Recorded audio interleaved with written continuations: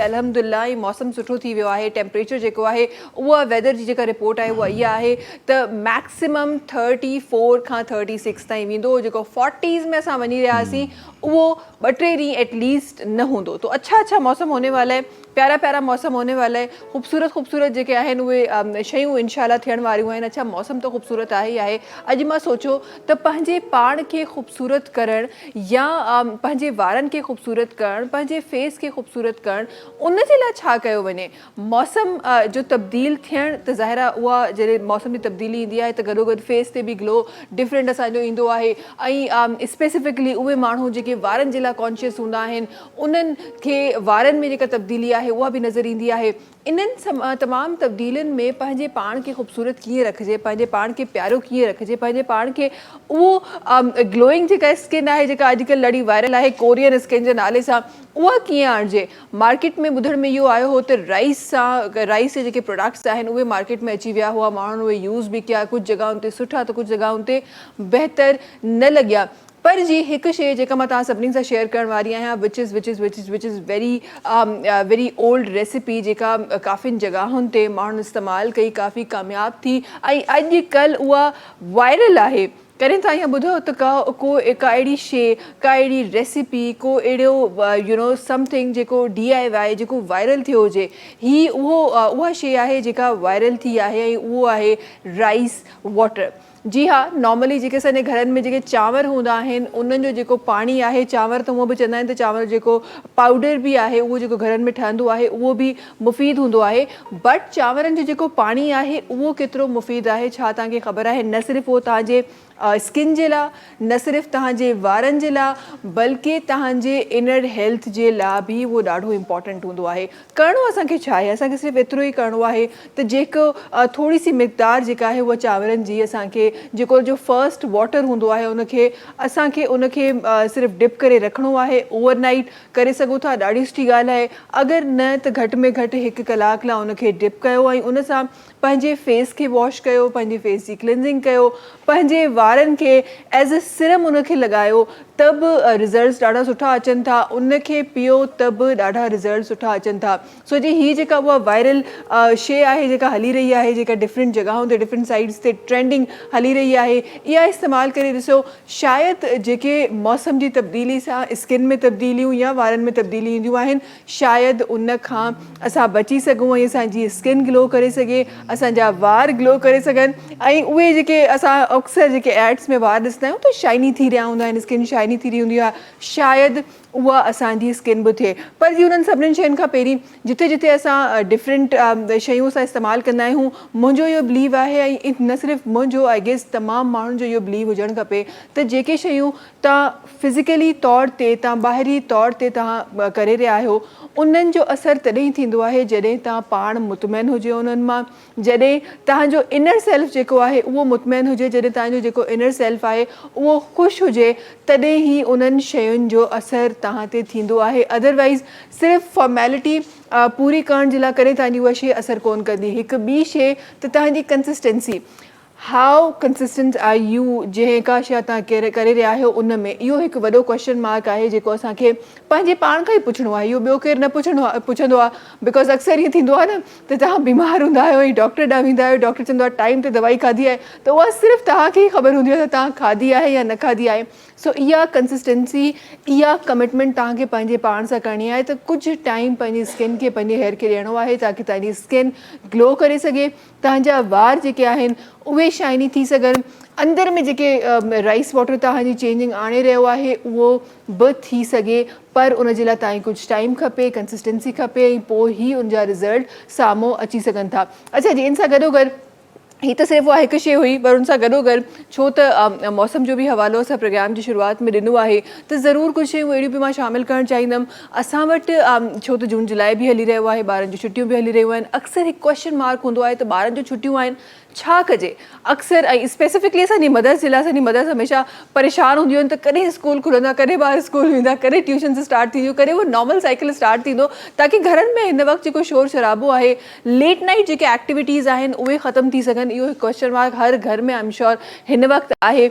उन्हनि जे लाइ मौसम प्यारो आहे। अगरि तव्हां कराची में रहण वारा आहियो त कराची जे अरीब क़रीब जे जेके इलाइक़ा आहिनि उहे एक्सप्लोर कयो। जे तव्हां ॿिए कंहिं शहर में रही रहिया आहियो, तव्हां हैदराबाद जी तरफ़ रही रहिया आहियो, तव्हां लाड़काना सख जी तरफ़ रही रहिया आहियो, जिते जिते तव्हां रही रहिया आहियो, असांजी सिंध में माशाल्लाह सां डिफरेंट ॾाढा सीनरी जेके आहिनि उहे शयूं आहिनि। डिफरेंट हिन मौसम में डिफरेंट स्पेसिफिकली एक्टिविटीज़ थींदियूं आहिनि ॿारनि जे लाइ, उन्हनि जी तरफ़ वञी सघो था। ऐं उहे न सिर्फ़ु इहो त तव्हांखे को बि तव्हांखे वेकेशन प्लान करण जे लाइ को हफ़्तो खपे, को 15 ॾींहं खपनि, तव्हां हिकु ॾींहं जे अंदरि बि खोड़ कुझु प्लान करे सघो था। अहिड़ियूं एक्टिविटीज़ करे सघो था जेके तव्हांजा ॿार तव्हां सां कनेक्ट थी सघनि, ऐं उहे न सिर्फ़ु उहे उन एक्टिविटी जे थ्रू पंहिंजो टाइम उहो किल कनि, बल्कि उन मां खोड़ कुझु सिखी बि सघनि था। उहे क्रिएटिव बि थी सघनि था, उहे तमामु प्यारियूं शयूं करे सघनि था, उहे सिखी सघनि था जेके नॉर्मली असांखे नॉर्मली जेको स्कूल जो जेको रूटीन हूंदो आहे उन सां गॾु असांजा ॿार न करे सघंदा आहिनि। आई रिमेंबर त जॾहिं असां नंढा हूंदा हुआसीं त मुंहिंजी कोशिशि हूंदी हुई त जॾहिं बि जून जुलाई अचे त का न का शइ सिखी वञे, को न को कोर्स अहिड़ो कयो वञे जंहिंमां इंसानु वधीक मज़ीद सिखंदो रहे। अॼुकल्ह जा ॿार जेके आहिनि उहे जॾहिं वेकेशन्स ईंदियूं आहिनि तॾहिं बि टीवी ते हूंदा आहिनि, वेकेशन्स ख़तमु थी रही हूंदियूं आहिनि तॾहिं बि उहे उन ई गैजेट सां गॾु हूंदा आहिनि, कॾहिं टीवी ते, कॾहिं मोबाइल ते, कॾहिं टैब्स ते, कॾहिं लैपटॉप्स ते, ऐं उहे एक्सप्लोर शयूं न करे सघंदा आहिनि। त हीउ उहो मौक़ो आहे जो तव्हां पंहिंजे ॿारनि खे उहो मौक़ो अवेल करे तव्हां पंहिंजे ॿारनि खे खोड़ सारियूं अहिड़ियूं शयूं आहिनि जेके तव्हां सेखारे सघो था, खोड़ सारियूं शयूं ॿुधाए सघो था, खोड़ सारियूं शयूं कराए ॿारनि खे मज़ीद क्रिएटिव बि ठाहे सघो था। उहे शयूं जेके नॉर्मली ॿारनि खे कोन मिलंदियूं आहिनि उहे हिन सीज़न में ॿार करे सघनि था। ऐं उहा हिकु जेका तंगी आहे न घर जे अंदरि, त हर वक़्तु ॿार जेके आहिनि उहे घर में वेठा आहिनि। अगरि हिकु ॿ ॿार आहिनि ॾाढा ख़ामोश ॿार आहिनि, ॾाढी सुठी ॻाल्हि आहे, पर असांजा ॿार बि अॼुकल्ह ॾाढा हाइपर एक्टिव आहिनि।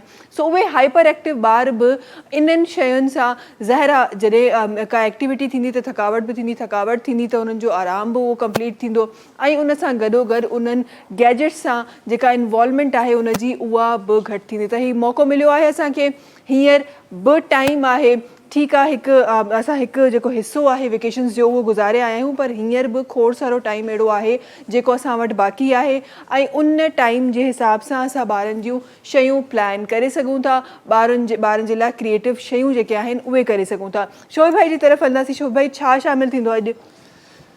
मनकबत मेरी बहन, जुम्मे का मुबारक दिन है और सबको जुम्मा मुबारक। सबसे पहले जुम्मा मुबारक। हाँ जी, तो ये बड़ा ज़बरदस्त कलाम है और मुझे बड़ा अच्छा लगता है, पर्सनली लोगों को बड़ा अच्छा लगता है, क्योंकि ये आबिदा परवीन जी का गाया हुआ कलाम है।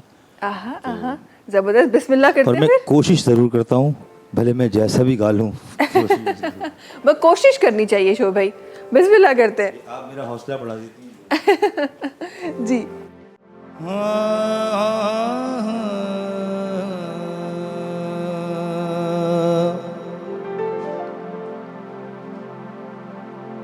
काबे में बुत ही बुत होते, इसमें अली पैदा ना होते, दी की भी तकमील न होती, किसको बनाते हक का वली, हरदम अली मौला अली अली।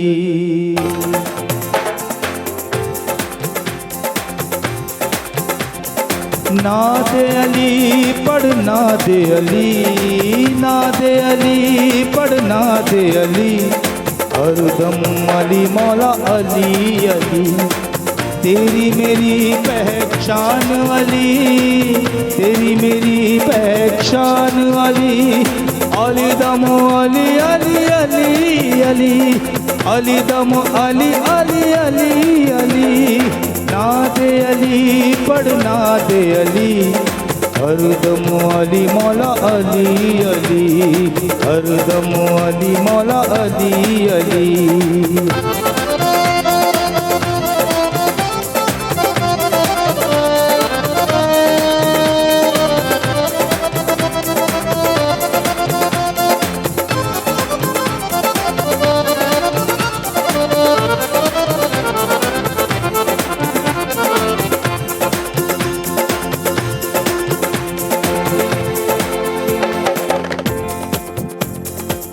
रहमत का पैगाम अली है, कितना प्यारा नाम अली है। अली अली अली दम अली अली, अली अली अली दम अली अली।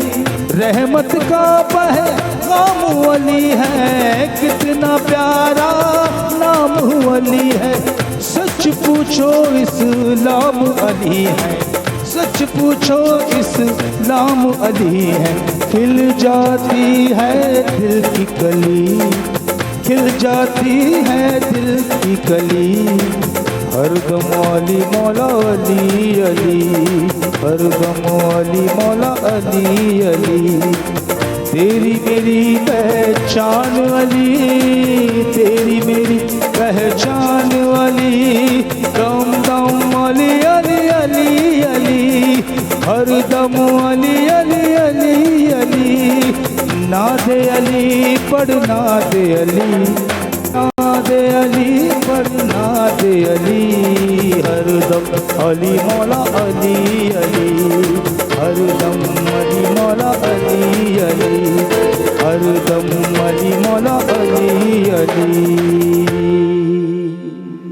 वाह जी वाह, वाह जी वाह, ज़बरदस्त ज़बरदस्त। अच्छा जी, जल्दी सा एक ब्रेक की तरफ हलूं था, वापस अची इंशाल्लाह प्रोग्राम में खोड़ सारी शयूं आहिनि जेके शामिल करणियूं आहिनि। ऐं अॼु छो त हफ़्ते जो आख़िरी प्रोग्राम आहे ऐं उन खां पोइ असांखे ज़ाहिर आहे 2 ॾींहंनि खां पोइ असांजी मुलाक़ात थींदी, त कोशिशि इहो कंदासीं। चवंदा आहिनि त असरु जेको आहे उहो छॾे ई पोइ वञे, त कोशिशि ईअं कंदासीं त असरु जेको आहे उहो छॾिजी वञे। शुरूआति शो बि भई करे चुका आहिनि ऐं इंशाल्लाह आहिस्ता आहिस्ता आहिस्ता कोशिशि कंदासीं त इन शुरूआति खे ॾाढो ख़ूबसूरत करे सघूं। वक़्तु आहे ब्रेक जो, तव्हां सां मुलाक़ात कयूं था हिन नंढी कमर्शियल ब्रेक खां पोइ।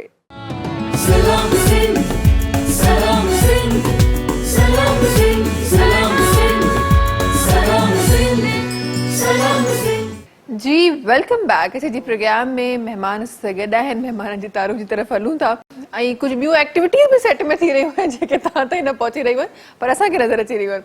ख़ैर जी, ज़िंदगी में कॾहिं कॾहिं ईअं बि थींदो आहे। सभिनी खां पहिरीं असां गॾु जेका पर्सनैलिटी तशरीफ़ फरमा आहे, पाण कल्ह बि असां सां गॾु हुयूं ऐं कल्ह बि खोड़ सारी शयूं तव्हांजे मुंहिंजे आसानी जे लाइ उन्हनि असांखे सम्झायूं, असांखे ॿुधायूं। अॼु बि इनशाअल्लाह गुफ़्तगू में उहे तमामु शयूं असां रखंदासीं। हिकु कॉल सेंटर जेको ॾाढो ज़बरदस्त तरीक़े सां माण्हुनि जी मदद करे रहियो आहे। पाण उन सां वाबस्तगी अथनि असां गॾु एडवोकेट तबस्सुम एजाज़ साहिबा आहिनि जेके तशरीफ़ फरमा आहिनि। अस्सलाम वालेकुम, कीअं हो? ख़ैरियत सां आहियो? ख़ुशि आहियो? तबीयत ठीकु आहे? ज़िंदगी ठीकु आहे? आज मौसम डिफरेंट है तबस्सुम साहिबा, कल से आज मौसम जरा डिफरेंट है। कल आप आई होंगी, जरा धूप वूप मिली होगी, आज बड़ा मौसम खुशगवार है, खबर आलूद है और हवा बहुत प्यारी चल रही है। हाँ, प्यारी चल रही है। अच्छा जी, इनसा गॾोगॾु हिकु ॿी पर्सनैलिटी सां गॾु तशरीफ़ फरमा है ऐं पाण उहे हस्तियूं आहिनि जेके माशाअल्लाह सां असां जॾहिं बि असां औरतुनि जी ॻाल्हि कंदा आहियूं, असां वुमेन्स जी ॻाल्हि कंदा आहियूं, असां छोकिरियुनि जी ॻाल्हि कंदा आहियूं, ख़बर नाहे छो हिकु कमज़ोर हिकु फिगर असांजे ज़हन में ईंदो आहे, पर हे उहे असांजियूं सिंध जूं न्याणियूं आहिनि जिन इन तमामु जेके मिथ्स आहिनि उन्हनि खे किथे साइड ते करे ऐं इहो साबित कयो आहे त हिकु औरत कंहिं बि कम में कंहिं बि शइ में घटि नाहे, पोयां नाहे। असां गॾु सिंध जो फ़ख़्रु, पाकिस्तान जो फ़ख़्रु Alia Soomro the boxing champion सां गॾु तशरीफ़ फरमा आहे। अस्सलाम वालेकुम। कीअं हो? ख़ैरियत सां आहियो? अल्हम्दुलिल्लाह बिल्कुल ठीक ठाक। तव्हां ॿुधायो ज़िंदगी कीअं आहे आलिया साहिबा? फिट फाट माशाअल्लाह माशाअल्लाह। कीअं लॻी रहियो आहे? सुबुह सुबुह या रूटीन आहे सुबुह सवेर उथण? रूटीन ही है, रूटीन आहे। ट्रेनिंग ते वंदी आहियां न 6 लॻे। ओहो, 6 बजे? असांखां वधीक सुबुह सवेर उथंदा आहियो। बहुत था हे तो पुता के सां पुछण खपे कीअं लगी रहियो आहे सुबुह जो उथी। अच्छा जी हिकु ॿी पर्सनैलिटी आहे जेका असां सां गॾु तशरीफ़ फरमा आहे ऐं पाण माशाल्लाह सां उन्हनि माण्हुनि मां आहिनि जिन वटि हर सवाल जो जवाबु हूंदो आहे। कुझु माण्हू अहिड़ा हूंदा आहिनि जिथे बि तव्हां फाथल हूंदा आहियो ऐं उन्हनि ॾांहुं वेंदा आहियो त उन्हनि वटि हर मसइले जो हल हूंदो आहे, हर सवाल जो जवाबु हूंदो आहे।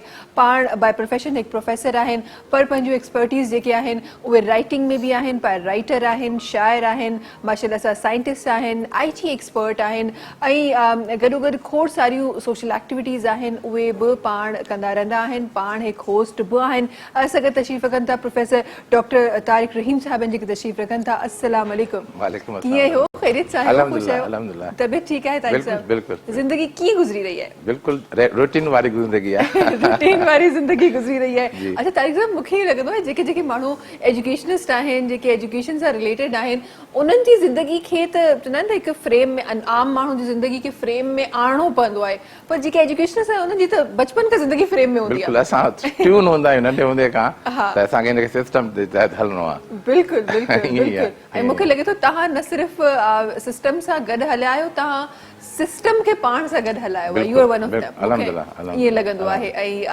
इहा ॻाल्हि हमेशह जॾहिं बि जनाब ईंदा आहिनि त मां ज़रूरु इहा ॻाल्हि पंहिंजे नाज़रीन सां बि शेयर कंदी आहियां बिकॉज़ पोलियो हिकु अहिड़ी शइ आहे जेका अॼु बि असांजे मुल्क में मौजूदु आहे ऐं अफ़सोस जी ॻाल्हि इहा आहे त असां उन खां फाइट बि न पिया करे सघूं, उनजो ख़ात्मो न पिया करे सघूं ऐं वरी जेके माण्हू शिकार आहिनि उहे एतिरा डिमोटिवेटेड आहिनि जेके उहे सम्झनि था असांजी ज़िंदगी ख़तमु थी वई आहे। सो तव्हां उन्हनि सभिनीनि जे साम्हूं हिकु एग्ज़ाम्पल आहियो ऐं न सिर्फ़ु हिकु आम माण्हू जेके ज़िंदगी में कामयाबियूं हासिल कनि था उनखां कई गुना वधीक माशाल्लाह सां तव्हां कामयाबियूं हासिल कयूं आहिनि।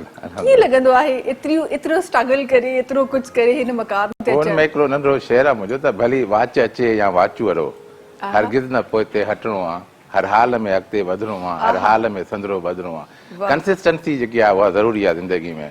तव्हां जॾहिं पंहिंजो एम ठाहियो त असांजा नौजवान अॼुकल्ह एम कंदा आहिनि पोइ 2 ॾींहं कमु कंदा न थियो अचीव त वरी सुस्ती थी वेंदी आहे। त तव्हां जेको एम रखो त साम्हूं को बि रखो भली नंढो एम हुजे वॾो पर उनखे अचीव कयो भली केतिरी बि देरि लॻे। मुश्किलातूं ईंदियूं रहंदियूं हमेशह, तव्हां उन मुश्किलातुनि खे ओवरकम करणो आहे तव्हांखे। बिल्कुलु ज़बरदस्त ज़बरदस्त ॾाढी तव्हां सुठी ॻाल्हि कई ऐं इहो जज़्बो अगरि असांजी यूथ में हुजे त शायदि असां वटि एतिरा जेके डिमोटिवेटेड असांजी यूथ नज़र अचे थी उहा शायदि हीअ न हुजे। अच्छा जी तब्दील साहिबा तव्हांजी तरफ़ अचणु चाहींदमि ऐं लीगल एड कॉल सेंटर हिकु जेको ॾाढो ज़बरदस्त तरीक़े सां हली रहियो आहे ऐं असांजे जेका माण्हू आहिनि जेके तमामु जेके मसइले जा हल आहिनि उहे लीगल एड कॉल सेंटर ॾेई रहियो आहे। ज़रूरु चाहींदमि त उनजे हवाले सां शुरूआती अल्फाज़ शामिल कयूं, उन खां पोइ मज़ीद ॿियनि शयुनि ते बि इंशाल्लाह ॻाल्हाइबो। उनजो नंबर उनजूं लीगल एड सोसाइटी के बारे में।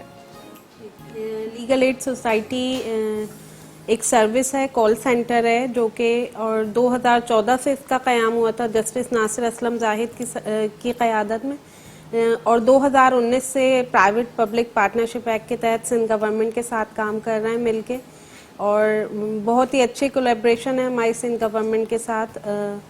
आवाम को पूरे पाकिस्तान से हमें कॉल्स आती हैं और 0800 70806 बहुत आसान भी है इसे याद करना, 786 का इसमें अदद आ रहा है जो कि आराम से याद हो जाता है और आप कॉल कर सकते हैं। हमारे लॉयर्स की टीम यहाँ मौजूद होती है 9 to 5 आवर्स में और ऑफिस आवर्स के बाद जब कॉल करते हैं तो वॉइस मेल पे सिस्टम हो जाता है ट्रांसफ़र, फिर वो एक मिस कॉल हमारे पास रिकॉर्ड होती है जिसे हम सेकंड डे में खुद कॉल बैक करते हैं।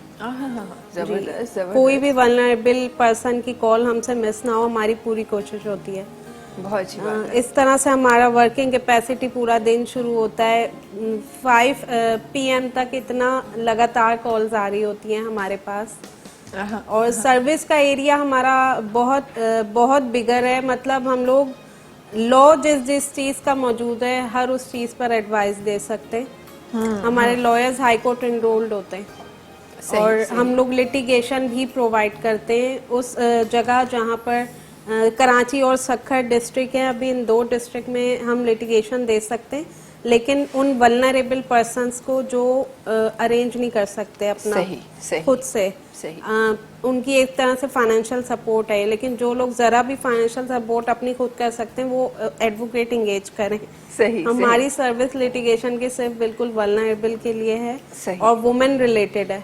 जेंडर बेस्ड वॉयलेंस के, रेप के केसेस हैं, हरासमेंट के केसेस हैं, विरासत में तो जायदाद में औरतों को हिस्सा नहीं मिल रहा होता, उनके केसेस होते ये तो मुझे लगता है बड़ी कॉमन प्रैक्टिस है हमारे पास। जी, जी। ये कि हम जो औरतें हैं हम उनको विरासत में कभी हिस्सा नहीं देते, ये तो बड़ी कॉमन प्रैक्टिस है हमारे पास। और बच्चों के केसेस होते हैं, जैसे हाँ। छोटे बच्चे हैं, पेरेंट्स में लड़ाई हो रही होती है तो माँ अगर हमारे पास आती है, बच्चे की कस्टडी दिलवा दें, तो हम इस तरह के केसेस भी फाइल कर लेते हैं। सही सही, बहुत अच्छी बात है। अच्छा जी, उन जे हवाले सां त इंशाल्लाह प्रोग्राम में गुफ्तगू थींदियूं ऐं कुझु स्पेसिफिक पॉइंट्स जैसा डिसाइड कया आहिनि जंहिं ते इंशाल्लाह ॻाल्हाइणो आहे, जंहिंमें मेंटल हिकु हेल्थ जेको आहे उहो हिकु पॉइंट आहे, इंशाल्लाह उन ते बि ॻाल्हाईंदासीं। आलिया सुमरो जी तरफ़ हलणु चाहींदमि। ऐं आलिया, पहिरीं त मूंखे इहो ॿुधायो त ही जेको हिकु अॼु आलिया सुमरो असांखे नज़र अचे पई हिन बेल्ट सां गॾु, हिन विनिंग चैंपियनशिप सां गॾु असांखे आलिया सुमरो नज़र अचे पई। इन जी शुरुआत आलिया किथां थी, कीअं थी, कीअं सोचो, छा ज़हन में हो त चैंपियन ठहणो आहे या हिकु इत्तेफ़ाक़ हो, ही शुरुआत कीअं थी आहे? First of all family members हुया। मम्मा जो जेको नानो हुयो उहो बॉक्सर हुयो। जॾहिं महिल मां नंढी हुयसि त हुन महिल मम्मा मूंखे स्टोरी राति में ॿुधाईंदा हुया, त शौक़ सां स्टोरी ॿुधंदी आहियांसि। त हुन टाइम ते मम्मा मूंखे स्टोरी ॿुधायो अथईं की नानो हुयो, उहो बॉक्सर हुयो। पोइ तमामु शयूं मूंखे ॿुधायूं की उहा जहिड़ो जेॾी महिल वॾी ईदूं ईंदियूं आहिनि, पोइ हुन ते गांइ जी रस्सी खुली हुई त उहा गांइ सभिनी खे टकर हणे पई। पोइ जेॾी महिल हू नानो जे क़रीब आई त हुन काउंटर अटैक सां हुनखे किराए छॾियो, हुनजो सिंग बिल्कुलु टुटी वियोसि। त जॾहिं इंसान जे बॉडी पार्ट में हिकिड़ो बि जेको आहे स्पोर्ट्स जो कमु थी वेंदो आहे त उहो त बिल्कुलु डाई थी वेंदो, त हुन टाइम ते उहा गांइ डाई थी हुईसि। पोइ हुनखे हुकूमत मोड़ लॻायो अथईं की तव्हां जेको आहे कंहिंखे बि इहे पंच हेठि नथा करे सघो। पोइ जॾहिं पोइ हुन महिल मां मम्मा सां सवाल कयो, मुंहिंजो तव्हां ॿुधायो तव्हां छो न स्टार्ट कई, बाबा छो न स्टार्ट कई? त मम्मा चई तूं हेतिरी सी आहीं, तूं छो हेॾा सवाल कई, तूं मीडिया पर्सन आहीं छा? त पोइ हुन महिल मां मम्मा खे ॿुधायो, मुंहिंजो तव्हां न कई न त मां कयांसि थी।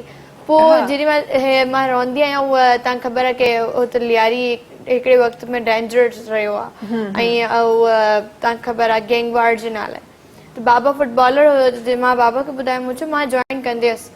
त बाबा चयो न तूं छा कंदी जॉइन करे, वरी त इहो फेस ते हिकिड़ो मुको लॻी वेंदो, फेस ख़राबु थींदो, पोइ कल्ह का तो कोई शादी बि कोन कंदो। हू चवंदो यार हिनजो त फेस ई ख़राबु आहे, हिन सां छा? असांजे कल्चर में इहो मसलो आहे तारिक साहब, हर ॻाल्हि शादी ते अची बीह रहंदी आहे न। मतिलबु तव्हां धूप में न वञो, तव्हांजी शादी कोन थींदी, तव्हांजो फेस ख़राबु थी वेंदो, तव्हांखे हीअं थी वेंदो, तव्हांखे मतिलबु हर शइ, मोटा थी वेंदो त शादी न थींदी, वधीक पतला थी वेंदो त हर शइ मसलो जो आहे, सिर्फ़ु टॉपिक असांजो शादी ते वञी वेंदो आहे। बिल्कुलु। पोइ हुन टाइम ते मां बाबा खे ॿुधायो, मुंहिंजो तव्हां बि त स्पोर्ट्समैन आहियो, पोइ तव्हां छो फुटबॉल त खेॾो, फुटबॉल में त ज़्यादा रंग ख़राबु थींदो आहे। पोइ बाबा मूंखे ॿुधायो, अच्छा तुंहिंजो शौक़ु आहे, तूं करणु थे? मुंहिंजो हा कंदीसि। पोइ जेको आहे कोच हुया मुंहिंजो, मम्मी जो चाचो हुयासि। मम्मा जेको आहे पोइ उहा बाबा खे चयो हो की चलो पाण चेक करे वठूं था, ॾिसूं हिकिड़ो हफ़्तो तक जो शौक़ु हूंदो, पोइ इहो ख़तमु थी वेंदो। लेकिन हुनखे ख़बर कान हुई कि ये शौक़ु पैशन में बदिली वेंदो। जेॾी महिल तमामु गर्ल्स बाद में आयूं, हुन सभिनी खां पहिरीं मां स्टार्ट कयो थी। ऐं पहिरीं सिर्फ़ु ॿ गर्ल्स क्लब हुआ, ऐं यंग लियारी बॉक्सिंग क्लब, पाक शाहीन बॉक्सिंग क्लब। जॾहिं मां ट्रेनिंग कंदी हुयसि त हेॾी महिल मां बॉइज़ सां बि फाइट कंदी हुयसि। पोइ जॾहिं फर्स्ट फाइट मां बॉइज़ सां कयो थी त हुनखे रिकॉर्ड कयो जियो ऐं 24, त उहो लाइव हलियो अथई। पोइ हुन खां पोइ मूं करियर जो आगाज़ कयो 2013 में। जॾहिं आगाज़ कयो त पोइ स्टार्टिंग हलंदी रही। पोइ तक़रीबन काफ़ी नंढी हुईसि, जेॾी महिल मुंहिंजो वेट हुयो 28 kg, तॾहिं मां स्टार्ट कयो हुयो। अने हींअर मां 45 kg प्लेयर्स आहियां। त पोइ हुन टाइम ते मसइला मसाइल इलाही थिया आहिनि। पोइ जॾहिं फर्स्ट फाइट आफ्टर 6 मंथ में जॾहिं मां कुॾई चाहीं, पोइ हुन में बि मां फर्स्ट नॉकआउट कयो, सेकेंड नॉकआउट कयो, ऐं थर्ड फाइट जेको आहे परमानेंटली। पोइ बाबा खे जॾहिं मां गोल्ड मेडल रिसीव कया ऐं घरु वईसि त बाबा खे ॾेखारियो, मूं चयो मां गोल्ड मेडल हासिलु कयो आहे, हाणे मां न छॾींदमि। पोइ बाबा चयो बसि हाणे त कयो। पोइ जेॾी महिल मां हिकिड़ो घंटो ट्रेनिंग कंदी हुयसि, पोइ हुनखे मां वधाए छॾियो, 4 घंटा ट्रेनिंग कंदी हुयसि। सभु हलिया वेंदा हुया, पोइ मां सर सां गॾु वेठी वेंदी हुयसि, हर चीज़ जी डिटेल्स सर खां ॿुधी करे, ऐं सर मूंखे ॿुधाईंदा हुया, पोइ ॿुधी हुनखे पंहिंजी कॉपी में लिखंदी हुयसि।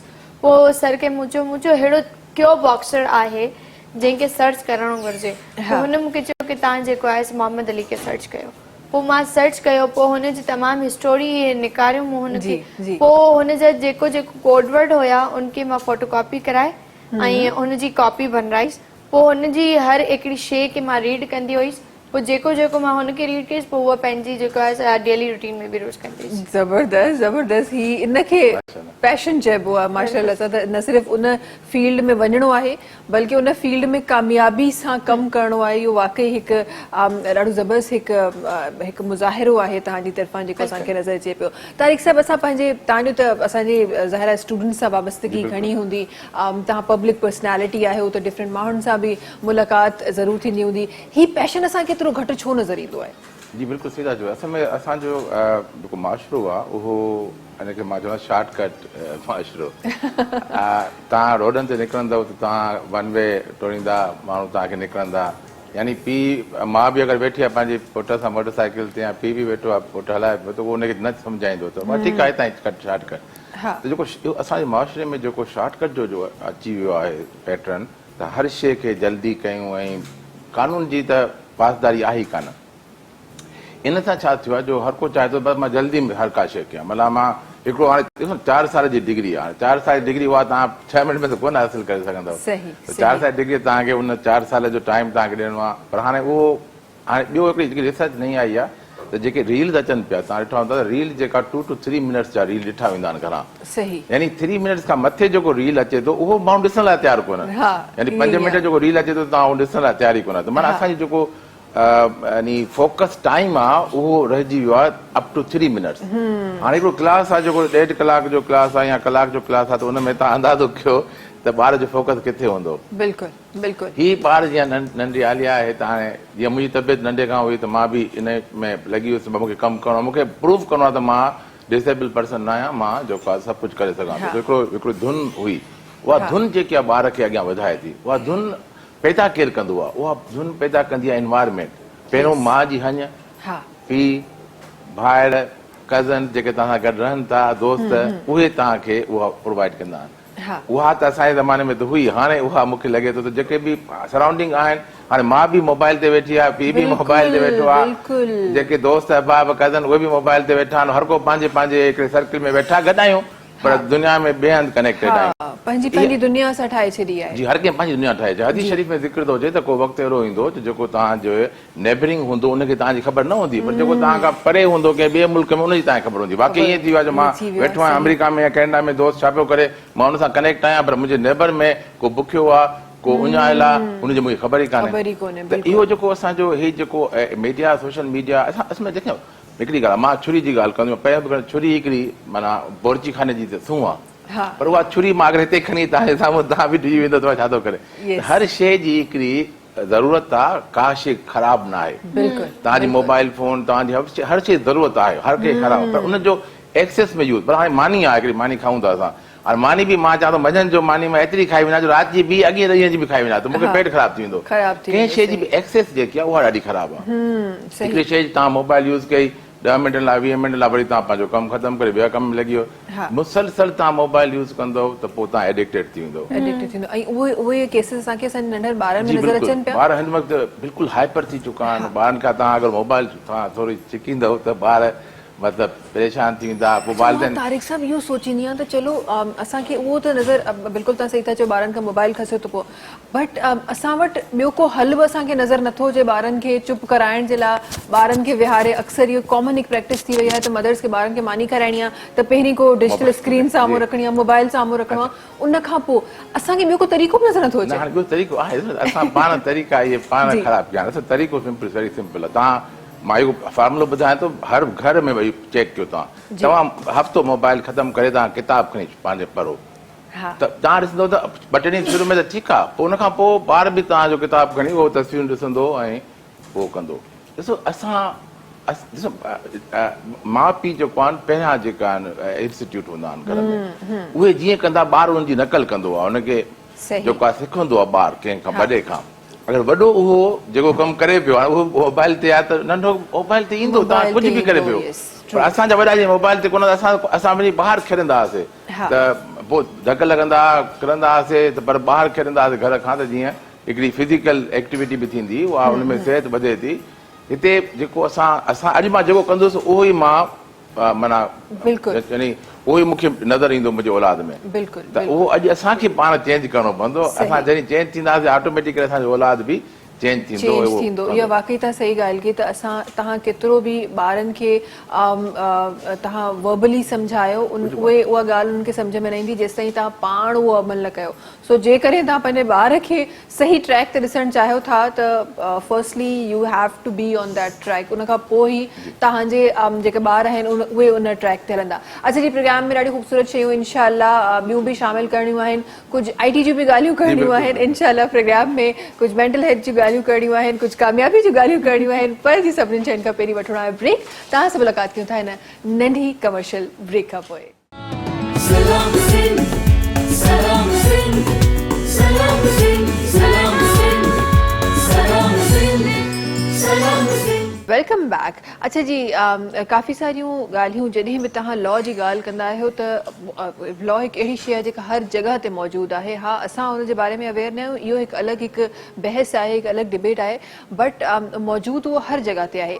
ईअं ई मेंटल हेल्थ जी तरफ़ जॾहिं अचूं था त उते बि लॉ जी इन्वॉल्वमेंट असांखे नज़र अचे थी। ऐं कुझु अहिड़ा केसिस आहिनि जेके मेंटल हेल्थ सां रिलेटेड असांखे साम्हूं नज़र अचनि था। अच्छा, हमने तो क्योंकि एज अ लॉयर ज़ाहिर है आपके पास जितनी चीज़ें होंगी, जितने लॉ होंगे, आपने उसको उस तरह से सजाया होगा, लेकिन as a normal human being जब मैं उसको देखती हूँ तो मुझे काफ़ी जगहों पे ये नज़र आता है कि काफ़ी लोग मेंटल स्टेबिलिटी को गलत करार देते हुए फिर वही प्रॉपर्टी वाली चीज़ें, डिफरेंट चीज़ें, उनका फ़ायदा उठा रहे होते हैं। ज़रा इसके हवाले से फरमाइए कि कितनी चीज़ें हमारे पास सामने आ रही हैं रिलेटेड टू मेंटल हेल्थ। देखिए, मेंटल हेल्थ का जो लॉ है ना, इसमें हमारी जो फैमिली होती है ना, सोसाइटी का सबसे इम्पोर्टेंट फिगर है फैमिली, हस्बैंड वाइफ से जो बनती है, ठीक है।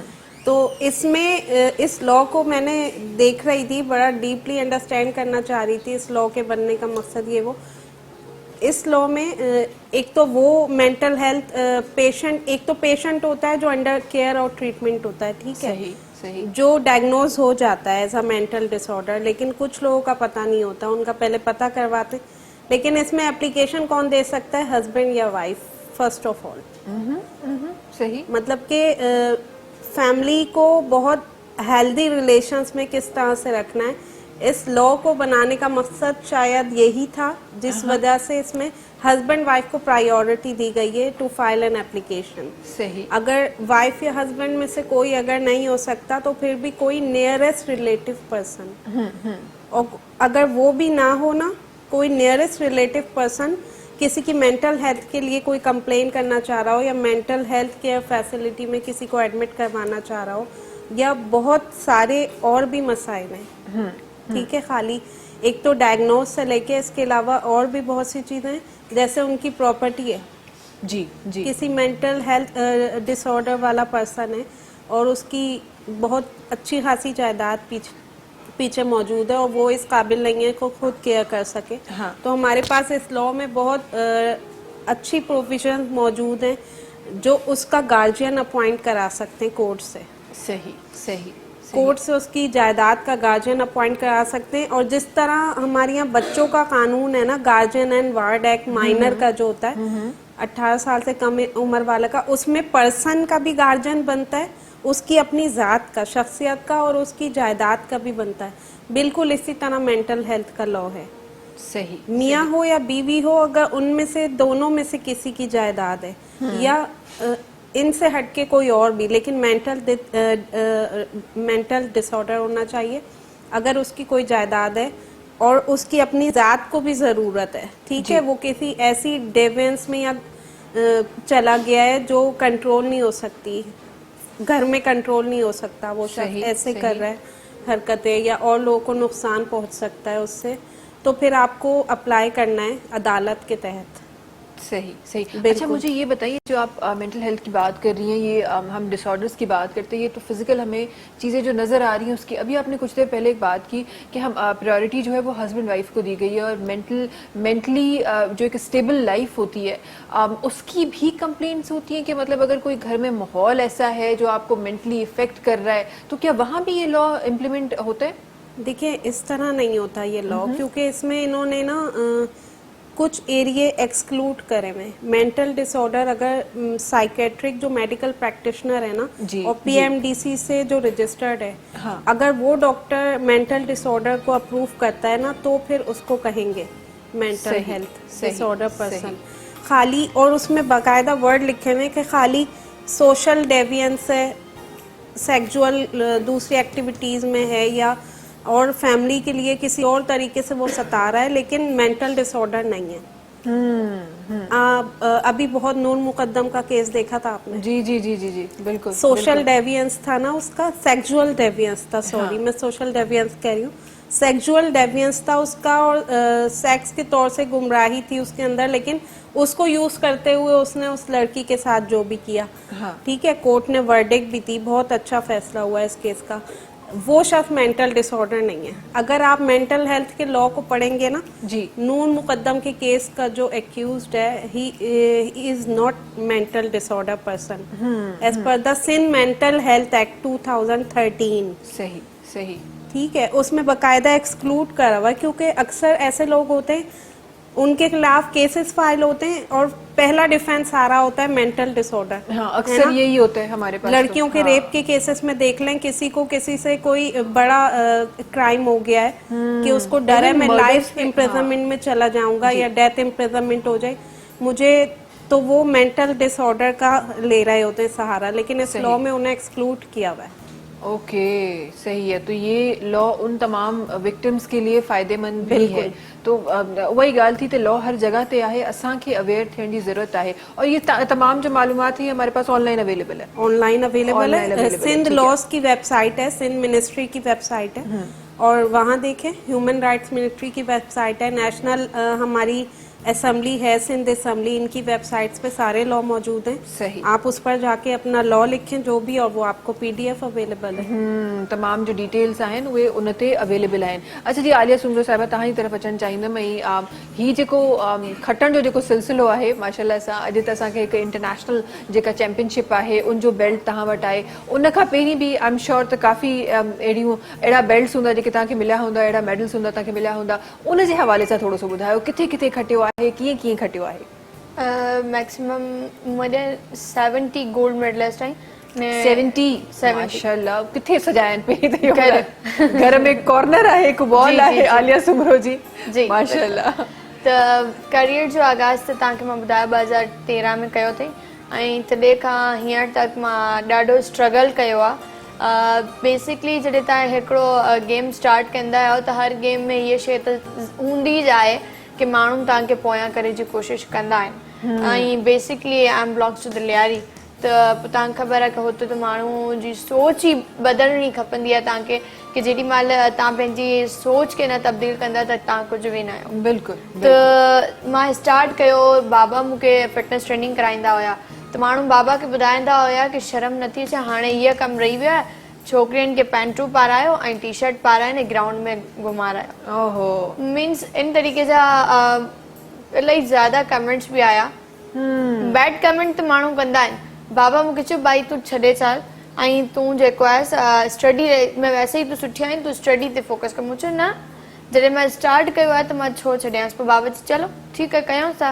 पोइ हींअर जवाबु ॾियां हिनखे? मूं चयो न, इहा त जवाबु ॾियण जो वक़्तु ई कान्हे, मुंहिंजी कामयाबी हिन सभिनी जो जवाबु आहे। वाह वाह। पोइ जॾहिं महिनत खे ज़्यादा मां वधाए छॾियो, पोइ हुन महिनत खे मज़ीद रखियो कंटिन्यू। पोइ जॾहिं आउं कोयटा जी बहितरीन बॉक्सर खे बीट कईसि, पोइ लियारी आईसि, जेको माण्हू मूं लाइ ॻाल्हियूं कंदा हुया कि हीअ त सुठो न आहे, हाणे धीअ जी कमाई खाईंदो बॉक्सिंग कराए करे। बाबा खे इहो ॿुधायो, अम्मी खे चयो कि न घर में लॻे थो राशन ख़तमु थी वियो आहे, हिन जे करे धीअ खे हाणे हीअ कमु सेखारनि था ताकी हिन सां पैसो अचे। त अम्मी उन टाइम ते मुंहिंजे अॻियां हुया कि न कर, पंहिंजे जेको आहे मुआशिरो हीअ सुठो न सम्झंदो। मुंहिंजो सम्झंदो न आहे, हिकिड़ो वक़्तु ईंदो सभु सम्झी वेंदा। मां ज़िद में, पोइ अम्मी चयो न छॾे छॾ। पोइ बॉक्सिंग जे मामले में जॾहिं मूंखे चवंदा आहिनि न कि हिकिड़ो ॾींहुं छुटी करे छॾे था, मां ॻाल्हाईंदी न आहियां हुन सां, ॻाल्हाईंदी न आहियां। हेतिरो गुस्सो ईंदो आहे कि मुंहिंजो करियर आहे, मुंहिंजो फ्यूचर आहे, न मां इंट्रस्टेड आहियां, त 3% जो त कीअं वञे ई न, उहो छो ॿुधाईंदो आहे। जेॾी महिल मां जेको आहे फोकस्ड आहियां हिन चीज़ में, न मुंहिंजो हिकिड़ो पेशन आहे, त पेशन में जॾहिं ॻाल्हाईंदो न त मतिलबु इमोशनल थी वेंदा आहिनि, पाण जे वर्ड्स न हूंदा आहिनि, पोइ आउं साइलेंट थी वेंदी आहियां घर। त पोइ ॿ टे भेरा अहिड़ो बि थियो आहे, मम्मी आज़माइण जे लाइ मूंखे इहो बि ॿुधाए न न अॼु फाइट न वञी, ॿिए भेरा हली वेंदी। पोइ जेॾी महिल मां रिएक्ट कंदी आहियां न पोइ हू चवंदा आहिनि न यार मां मज़ाक कयां थी तूं हेतिरो छो सीरियस थी वेंदी पोइ हुनखे ख़बर आहे इसकी सीरियस अम्मी अबू हाणे डिॼणु शुरू कयो आहे त न हाणे ते सिखी वई आहे शी इज़ फिट माशाल्लाह त डपु लॻंदो अम्मी अबू खे हाणे उहो त आहे हिन जे करे की बचपन खां ई मुंहिंजो जेको आहे उहो स्टाइल बॉइज़ वारो आहे ॿार लट्टू खेॾणु ऐं जेको कंचा खेॾंदा आहिनि हूअ साइकिल दौड़ाइणियूं बाबा सां गॾु फुटबॉल कढणो इहे सभु मुंहिंजे अंदरि बॉइज़ वारा कम हूंदा आहिनि लेकिन थोरो थोरो कॾहिं कॿार जेको अम्मी न हूंदी आहे त कुकिंग करे गिनंदी आहियां बाक़ी चीज़ूं इहे सभु थी वेंदा आहिनि इहो त आई गेस असांजे कल्चर जो हिसो आहे बिल्कुलु। हा रिस्पॉन्सिबिलिटी न आहे माण्हू काफ़ी इन शइ खां इख़्तिलाफ़ बि कंदा आहिनि पर मूंखे ईअं लॻंदो आहे त असांजो कल्चर जेका इहा कल्चर जी ख़ूबसूरती आहे असांजी ऐं न सिर्फ़ु छोकिरियुनि जे लाइ मूंखे लॻे थो असांजे जेके छोकिरा बि आहिनि जेके नंढा ॿार आहिनि जेके परवरिश पाइनि पिया उन्हनि खे बि इहे शयूं सेखारणु खपनि छोकी इहा असांजे कल्चर जी ख़ूबसूरती आहे जी जॾहिं मां स्टार्ट कयो अथई न त बाबा खे इहो बि माण्हू ॿुधायो अथई की हा तव्हांखे बॉक्सिंग करायो त कल कोन त शादी केरु कंदो यार मतिलबु हेतिरी नंढी मूं बाबा खे चयो इहे नंढी सोच आहे न पुराणे माण्हुनि वांगुरु उहो कढी छॾियोसि तव्हां बि ऐं ॿुधो ई न जेॾी महिल तव्हां ॿुधंदा त माण्हू तव्हांखे ॿुधाईंदा ॿुधंदा न त पोइ छो ॿुधाईंदा पोइ अचीवमेंट मथां अचीवमेंट पोइ तक़रीबन 2021 में मां पाकिस्तान रेंजर्स जॉइन कई ऐं कॉन्ट्रैक्ट बेस ते मां हुन सां गॾु हुईसि ऐं 3 साल में मां कोई बि सिल्वर हासिल न कयो आहे ऑल गोल्ड्स त वेट कैटेगरी में मुंहिंजो हिकिड़ो पंहिंजो जेको वेट आहे 43 kg जी बॉक्सर आहियां हुन में मां अनबीटेबल ने कम उमिरि इंस्ट्रक्टर बि आहियां त हुन सां गॾु हीअ बि मुंहिंजो जेको आहे पैशन आहे की पाण जेको तव्हांजा टैलेंट आहे हुनखे तव्हां ॿिए सां शेयर कयो हीअ मुंहिंजो हिकिड़ो ड्रीम आहे ऐं वरी हीअ फाइट अचीवमेंट लाइ करे ॾाढी मुश्किलात जो सामनो बि करणु पियो आहे हिन जे करे की बाबा लेबर आहे मज़दूरी कंदो आहे बाबा त हुन मज़दूरी में बि जेको आहे मूंखे ॾाढी सपोर्ट कई अम्मी जेको आहे उहा शेफ आहिनि पहले कंहिं वेंदा हुया कंहिंजे घर शेफ कुकिंग कंदा हुया पोइ जेॾी महिल आहिस्ते आहिस्ते करे ने रमज़ान आयो अथई ऐं 3-4 भेरा मां पाकिस्तान टीम में सेलेक्ट थी आयसि 6 महीने खां मूंखे रेखारींदा हुया माण्हू की तव्हां जेको आहे ट्रेनिंग कयो तव्हां सिलेक्ट कयो तव्हां वेंदा ने अगरि तव्हां जल्दी ग्राउंड में न ईंदा प्रॉपर हिकिड़ो महीनो असां तव्हांखे चेक कंदासीं अगरि तव्हां टाइमिंग जी पंक्चुअलिटी न रखी त तव्हां साइड थी वेंदा सही मां ग्राउंड में मौजूदु हूंदी हुयसि माण्हू कोन्हे मां 2-2 घंटा बि हुते वेही करे वेट कयो अथई पोइ जॾहिं 6 मंथ कंप्लीट थिया ऐं मूंखे चयो की तव्हां पासपोर्ट बनरायो मुझे पासपोर्ट तो मैं ठहराए छॾींदमि लेकिन तव्हां मूंखे इहो ॿुधायो कंफर्म आहे नहीं कंफर्म है तुम जाओगी कंफर्मेशन कराईंदई ऐं पोइ स्पोर्ट बोर्ड वठी विया हो त स्पोर्ट्स वारनि खां फंड बि वठियो ऐं पोइ हिकिड़ी छोकिरी वई ऐं मां न वियमि 6 महीने का मां ट्रेनिंग कयमि पोइ इहे चयो ठीकु आहे आप रेडी रहो आपके पास सुबह टिकट आ जाएगा जेॾी मां सुबुह थी मां रेडी थी वियसि वेट कयांसि पई मां कॉल कयां पई मूंखे कुझु जवाब ई कान ॾिनो आहे कि मतलब कि 1.5 घंटे का पोइ मुझे कॉल आई है आप नहीं जाओगी वो जिसने जाना था वो तो पहुंच गई है पाकिस्तान एयरपोर्ट और वो तो उसकी तो बोर्डिंग भी हो गई है आई वॉज शॉक ये छा तो थे हेड़ो तकरीबन लगातार 3 बार मुझे साथ थियो हिन जे करे कि मारे स्पॉन्सर्स कोन हुयो अगर मारे स्पॉन्सर्स हुयो तो मां पंहिंजो स्पॉन्सर पाण कयो मुझे पापा जेको आहे वो हुन ॾिया हिकिड़ी बहितरीन अपॉर्चुनिटी हुई त मूंखे हिन शयुनि जो सामनो न करणो पियो हुयो पोइ बि मां लीव न कयो माण्हू हीअं चयो हाणे छॾे था पाकिस्तान टीम मां तव्हांखे विराए छॾियो हाणे छो मां चयो न हीअ त इम्तिहान आहे जीअं स्कूल में इम्तिहान थींदा हीअ त इम्तिहान आहे फेस करणो आहे मूंखे फेस करणो आहे पोइ जेॾी मां फाइनली हिकु ॾींहुं आयो जंहिं ॾींहुं तव्हां एयरपोर्ट हा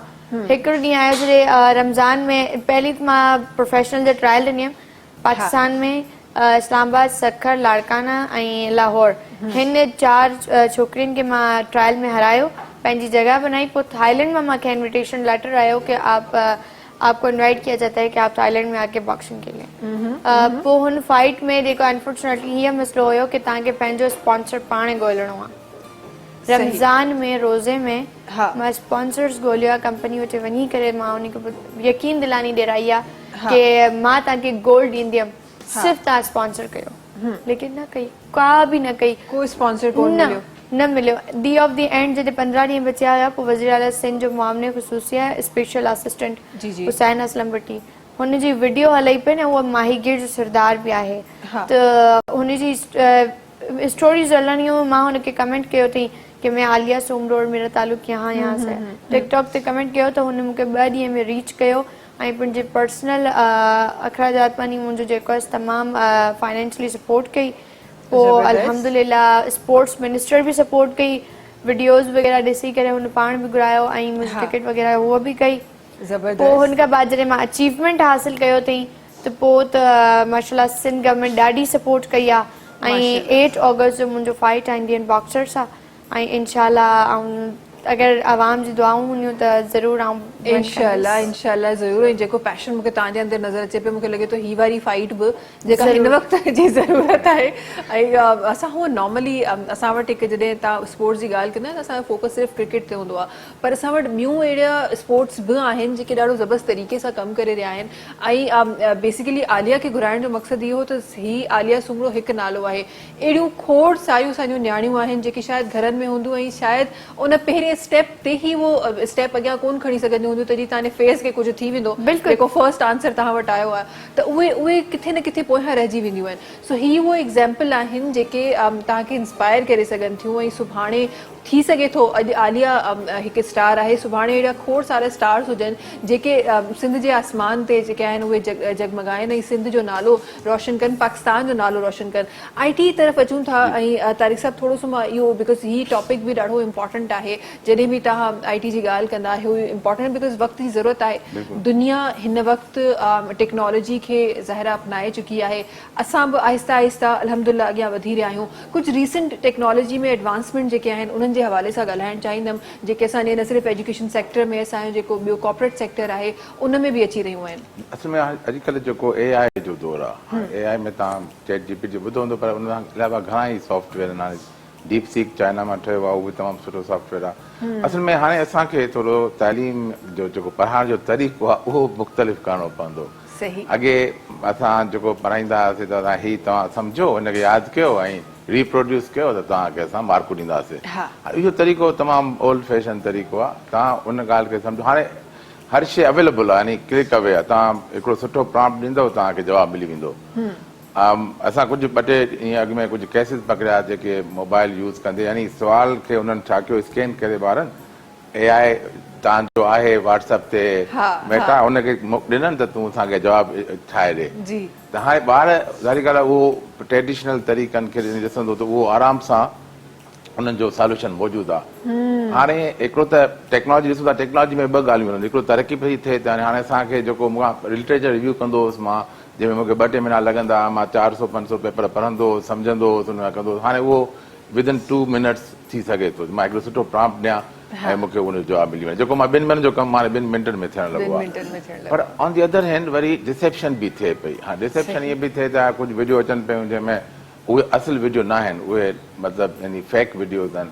डीप फेक कंदा आहियूं, टेक्नोलॉजी आहे जंहिंमें उहे हर उहो माण्हू जंहिंजी वीडियो जीअं मां आहियां त मुंहिंजी वीडियोज़ मौजूदु आहिनि इंटरनेट ते, तव्हां आहियो तव्हांजी वीडियोज़ मौजूदु आहिनि, त तव्हांजी वीडियो खे आराम सां डीप फेक करे सघे थो। तव्हांजो आवाज़ बि मौजूदु आहे, तव्हांजो लिप्स जी मूवमेंट मौजूदु आहे। त उहे अॼुकल्ह इहो कमु हले पियो त डीप फेक वीडियोज़ ठहनि पियूं, जंहिंमें मां हिकिड़ी मुंहिंजी हुई प्रेज़ेंटेशन हुई की नोट, त मां चयो हाणे जेको ब्लॉस्मी जो केस हाणे ईअं कोन थींदो कंहिंखे बंदूक खणी मारींदा, हाणे उनजी वीडियो ठहंदी ऐं उहा वायरल थींदी ऐं उन माण्हू खे मारे छॾींदा। त हाणे इहो ॾाढो ख़तरनाक थी वियो आहे। हिकिड़े तरफ़ सां टेक्नोलॉजी हिकिड़ो पॉज़िटिव सेंस में अचे पई ऐं उन सां गॾोगॾु नेगेटिविटी बि आहे। त मां हमेशह चवंदो आहियां त पॉज़िटिविटी नेगेटिविटी गॾु हलंदी पई, उनजो को एंड न आहे। को वक़्तु ईंदो तव्हां सुठो कमु कंदो, वरी को ख़राबु माण्हू अची उनखे टोड़ींदा, वरी तव्हां सुठो कमु कंदो, वरी ख़राबु कमु थींदो, वरी सुठो कमु, इहो हलंदो, इहो तव्हां क़यामत हलंदो। हाणे असांखे छा करिणो आहे, असांखे सही इस्तेमालु करिणो आहे टूल्स जो। टीचर जे लाइ आहे सजेशन त उहे हाणे पैटर्न चेंज कनि पढ़ाइण जो। हाणे हुननि खे चवनि भाई तव्हां वञो ChatGPT इस्तेमालु कयो, हीउ जवाबु कढी अचो, पोइ डिस्कस कयूं तव्हांजो जवाबु हीउ छो आहे, तव्हांजो जवाबु हीउ छो आहे, तव्हां कहिड़ो जेको आहे सो प्रॉम्प्ट यूज़ कयो, छो इहो प्रॉम्प्ट यूज़ कयो, छाजे लाइ इहो कयो, ऐं उन सिस्टम खे सम्झिजे। ऐं उनखां पोइ असल में नॉलेज छा आहे त उन ॻाल्हि खे उन टॉपिक खे सम्झणो आहे ऐं उनखे इस्तेमालु सही वक़्त ते करिणो आहे। असांजो जेको तइलीमी निज़ाम आहे जेको तमामु ओल्ड फैशन आहे, उहो हिकिड़ो रटे जे निज़ाम ते मुश्तमिल आहे की तव्हां हिनखे बसि यादि कयो डेफिनेशन, उनखां पोइ तव्हां हुनखे पर उहा जीअं मिसाल हाणे अॻे मूंखे यादि आहे हिकिड़ो वाक़ियो आहे त ॿ भाइर हुआ जॾहिं मामून रशीद जा त उन्हनि मां हिकिड़ो भाउ जॾहिं पढ़ाईंदो उस्ताद त हू जीअं ॿुधाईंदो जी कलाक खनि त हू हिकदमि रिपीट कंदो त ॿियो भाउ वरी उन खां पोइ रिपीट कंदो हा हिकिड़ो जॾहिं कोर्स पूरो थियो त हुन हैंड ओवर कयो ॿिए उस्ताद खे ॿिए उस्ताद चइबो आहे ॾाढा सुठा अथई मां जेको पढ़ंदुसि उहो यकदमि रिपीट कंदा चवंदो वाह वाह ठीकु आहे ऐं हुनखे ख़बर त कान्हे त पहिरियों हुनखे कंदो पोइ ॿिए नंबर खे कंदो हुनखे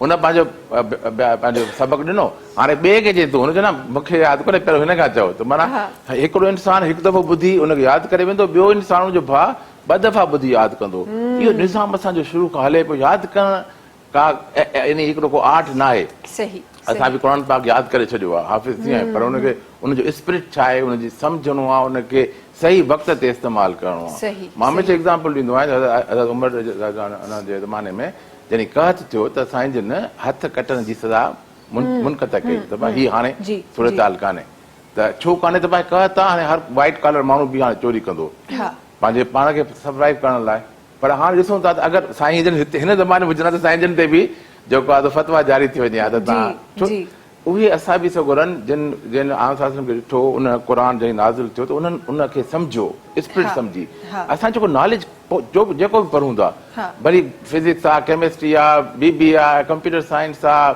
मेडिकल आहे असां हुनखे सम्झूं कोन था असां हुनखे सिर्फ़ु रटो लॻाए पोइ उनखे इस्तेमालु था कयूं त असांजो उस्ताद ऐं असांजो शागिर्द जो निज़ाम हाणे पूरो चेंज करणो पवंदो जंहिंसां चेंज न थींदो तंहिंसां ई असां तरक़ी कोन करे सघंदासीं हाणे तव्हां चओ आई टी ते आख़िरी ॻाल्हि तव्हांजी त आई टी ते हाणे आई टी एॾो कमु आहे जो असां हुन में वधी सघूं था असांजा नौजवान तमामु भला आहिनि होशियार आहिनि उन्हनि खे असल में गाइडेंस कोन्हे छो गाइडेंस केरु ॾींदो उस्ताद ॾींदो अगरि मां ई ख़ुदि इक्विप न आहियां टूल्स मां त मां ॿार खे छा सम्झाईंदुसि त पहिरियों असांखे पाण करणो पवंदो लीडर बाय एग्ज़ाम्पल पोइ उस्ताद उहे ॿार सिखंदा कुझु इदारा असांजा आहिनि जेके कोर्सिस कराइनि पिया शॉर्ट कोर्सिस ऐं असांजा ॿार डॉलर में कमाइनि पिया अॼु बि त अहिड़ो मसइलो कोन्हे पर तॾहिं बि हिकिड़ो माहौल ठाहिणो पवंदो ओवरऑल हिकिड़े इंस्टीट्यूट या हिकिड़े इदारे सां इहो कमु कोन थींदो बिल्कुलु अच्छा उन साइड ते जेके तव्हां कोर्सिस जी ॻाल्हि की ज़रूरु उन जे हवाले सां बि पंहिंजे प्रोग्राम में डिस्कशन थींदी त उहे कहिड़ा कोर्सिस आहिनि जेके तव्हांखे इन तरफ़ वठी वञी सघनि था बिकॉज़ अनएम्प्लॉयमेंट अगेन हिकु इशू आहे पाकिस्तान जो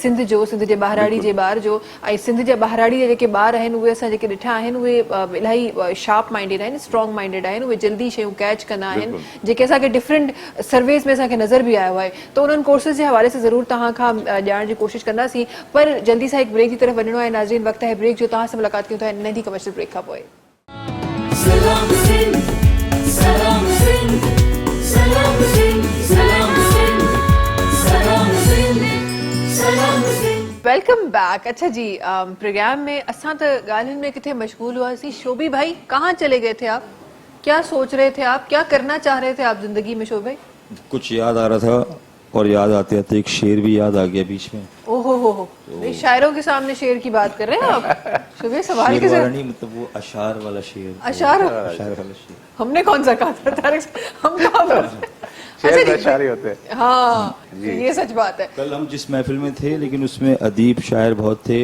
लेकिन यकीन करें कि कुछ समझ में आया कुछ समझ में नहीं आया क्योंकि इतनी वो सलीस उर्दू थी तो कुछ समझ में आया कुछ नहीं आया लेकिन जो हमारी शायरी है वो बड़ी जिसे कहते हैं अवामी और कॉमन शायरी है वो समझ में आएगी वही सुनाइएगा वरना यहाँ पे भी कल वाला ही हाल होगा वही सुनाइएगा आप खूबसूरत गीत ये भी फतेह अली खान साहब की गाया हुआ कव्वाली मुझे बड़े जोर से आ रही है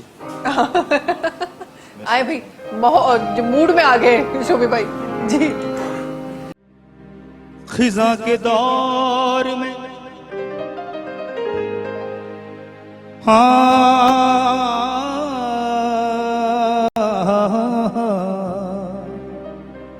खिज़ां के दौर में अहदे बहार लेता हूँ कोई भी वक्त हो हंस के गुजार लेता हूँ गुलों से रंग सितारों से रोशनी लेकर जमाल यार का नक्श उतार लेता हूँ उनकी निगाह नाज में उनकी निगाहे नाज में जादू जरूर था, अब मैं दिल को समझाऊं कैसे, तू मुझे समझाता जा। मेरे रश के कमर तेरी पहली नजर जब नजर से मिलाई, मजा आ गया।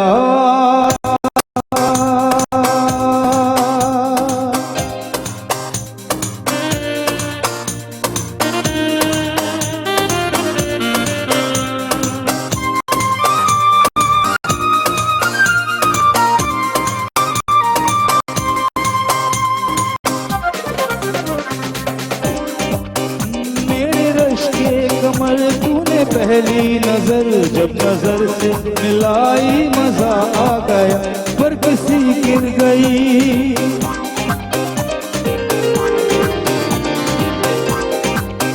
फर्क सी गिर गई, काम ही कर गई। आग ऐसी लगाई, मजा आ गया। तूने पहली नजर मेरे रश के कमर, तूने पहली नजर जब नजर से मिलाई, मजा आ गया।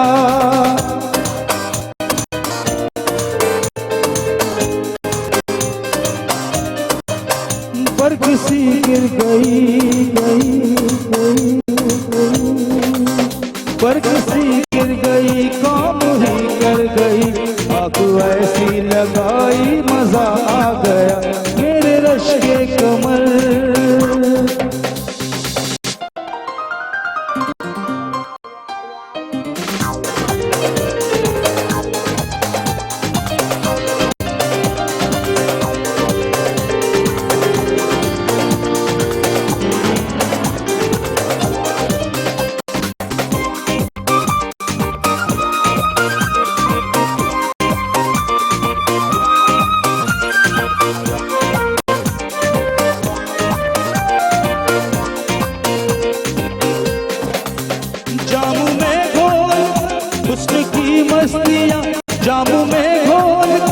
उसकी मस्तियाँ, चांदनी मुस्कुराई, मजा आ गया।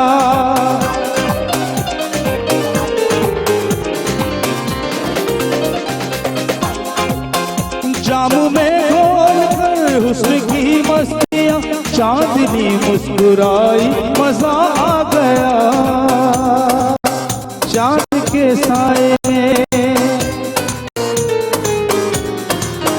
चांद के साए में ऐ मेरे साथिया, तूने ऐसी पिलाई, मजा आ गया। मेरे रश के कमर कमर कमर, मेरे रश के कमर, तूने पहली नजर जब नजर से मिलाई, मजा आ गया। नजर से मिलाई, मजा आ गया। जब नजर से मिलाई, मजा आ गया। जबरदस्त जबरदस्त जबरदस्त। शोएब भाई, ये कुछ याद आया था कि कोई याद आया था? नहीं, कोई याद आने वाला टाइम ही चला गया। टाइम चला गया। ये तो कुछ याद आ गया था। वो वक्त एक्सपायर हो चुका है। हाँ जी, वो अब कुछ ही याद आता है, अब कोई याद नहीं। ऐसा नहीं है। मेरे जो उस्ताद हैं वो कहते हैं दिल जवान होना चाहिए हमेशा। तो आप बस फिर एक्टिव भी ये बात रहते आपने हैं, बड़ी अच्छी की। एक्टिव रहते हैं, सेहतमंद रहते हैं। हाँ। ये है तो अच्छी हाँ, बात है। अच्छा जी, यहाँ पे शोएब भाई तो पंहिंजो जेको कमाल आहे उहो त ॾेखारियो ई आहे, पर उन सां गॾोगॾु असांखे ॿिया जेके असांजा गेस्ट वेठा आहिनि, माशाल्लाह सां उहे बि ॾाढा ख़ूबसूरत लफ़्ज़ लिखंदा आहिनि, ॾाढा ख़ूबसूरत लफ़्ज़ तव्हां ताईं पहुचाईंदा आहिनि। अॼु असांजे सेट ते वेठा आहिनि। मां चाहींदमि असांजे सेट ते बि पंहिंजा ख़ूबसूरत जेके लफ़्ज़ आहिनि उहे सजायो। जी जी, हिकिड़ो सिंधी में आहे, वरी साईं जे लाइ उर्दू में बि ज़रूरी हो थो। साईं चयो त कुझु उर्दू शयूं सम्झ में न ईंदियूं आहिनि, त उन्हनि लाइ बि। पर पहिरियों सिंधी में त बेचैन रूह जा बेचैन ख्वाब, बेचैन रूह जा बेचैन ख्वाब, अज़ल खां उञायल समूरा जवाब। न ख़ुशि पाण आ, न गम साण आ, ॾेई केॾा ॾींदो सदा जा हिसाब। बेचैन रूह जा बेचैन ख्वाब, क़िस्मत में छा आहे ख़बर काई न आहे, उम्मीद बस आहे लोहो कलम ऐं किताब। बेचैन रूह जा बेचैन ख्वाब। वाह वाह हलूं सब खुदारा रस्ते वफाते, हलूं सब खुदारा रस्ते वफाते, छॾे सब डोरा पा गुनाह ऐं सवाब, बेचैन रूह जा बेचैन ख्वाब। दुआ देहाती थिए रूह रादी, दुआ देहाती थिए रूह रादी, रहमत कुशादी वसे बेहिसाब, बेचैन रूह जा बेचैन ख्वाब। वाह अदल खां उञायल समूरा जवाब। वाह आपके लिए जनाब ये, चलो सब मिलकर प्यार बांट लेते हैं, आहा चलो सब मिलकर प्यार बांट लेते हैं, आंखों में छुपे गुबार बांट लेते हैं। इंसानियत का हक करना पड़ेगा अदा, खुद को झुका कर वकार बांट लेते हैं, चलो सब मिलकर प्यार बांट लेते हैं। जालिम के आगे झुकना आता नहीं हमें, मजलूम के लिए मगर हिसार बांट लेते हैं, वाह, चलो सब वाह। मिलकर प्यार बांट लेते हैं। सजी है दुल्हन दूल्हा की खुशी के लिए, इसी खुशी में हम भी सिंगार बांट लेते हैं, चलो सब मिलकर प्यार बांट लेते हैं। खुदा के दर पे देहाती भी मांगता है करम, खुदा के दर पे देहाती भी मांगता है करम, पुकारने वालों के संग हम भी कतार बांट लेते वाह, हैं, चलो सब मिलकर प्यार बांट लेते वाह, हैं, वाह। आंखों में छुपे गुबार बांट लेते हैं। जबरदस्त जबरदस्त तारिक साहब, माशाल्लाह माशाल्लाह जबरदस्त ॿई शेर चवंदा आहिनि न त मौक़े जी मुनासिबत सां ॿई शेर माशाल्लाह जबरदस्त जबरदस्त। अच्छा जी, हिते असां सां गॾु हिकु चैंपियन वेठी आहे, पर चवंदा आहिनि न त इंसान जो जेको प्रोफेशन ऐं पैशन चले इहो त हिकु अलॻि ॻाल्हि हूंदी आहे जेको नज़र ईंदो आहे, पर कुझु हिडन टैलेंट्स बि हूंदा आहिनि माण्हू में। आलिया सुमरो जो हिडन टैलेंट बि असांखे ख़बर पई त माशाल्लाह ॾाढो ज़बरदस्त ॻाईंदी बि आहे आलिया, ईअं ई आलिया? बिल्कुलु ईअं ई आहे। असांजे नाज़रीन ताईं कीअं पहुचंदी तव्हांजी आवाज़? कुझु पहुचायूं, कुझु ॿुधायूं पंहिंजे नाज़रीन खे? बिल्कुलु बिल्कुलु ॿुधायो, छा ॿुधाईंदो? फौजिया सॉन्ग ॿुधाईंदो। हाँ जबरदस्त जबरदस्त हो गई। क्या क्या ख्याल है? हमारे पास एक बड़ी इमर्जिंग जो सिंगर है वो आ रही है। मैं समझा था ये सिर्फ फाइटिंग ही करती हैं। ये यहाँ भी ऐसे ही फाइट करेंगे, आप फिक्र ना करेंगे, सिंगर्स के साथ भी ऐसे ही फाइट करेंगे जी। Hello hello theme on on hello.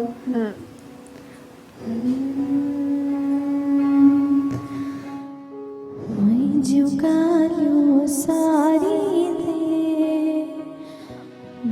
जुगालियों सारी दे,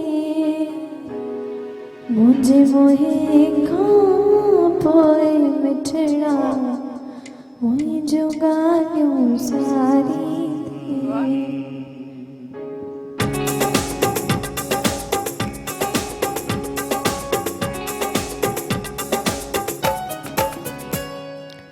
मुझे गालियों सारी दे, मुझे गालियों सारी दे, मुझे मोए का पोए मिठड़ा, मुझे गालियों सारी दे, मुझे गालियों सारी दे, मुझे गालियों सारी दे, मुझे मोए मिठड़ा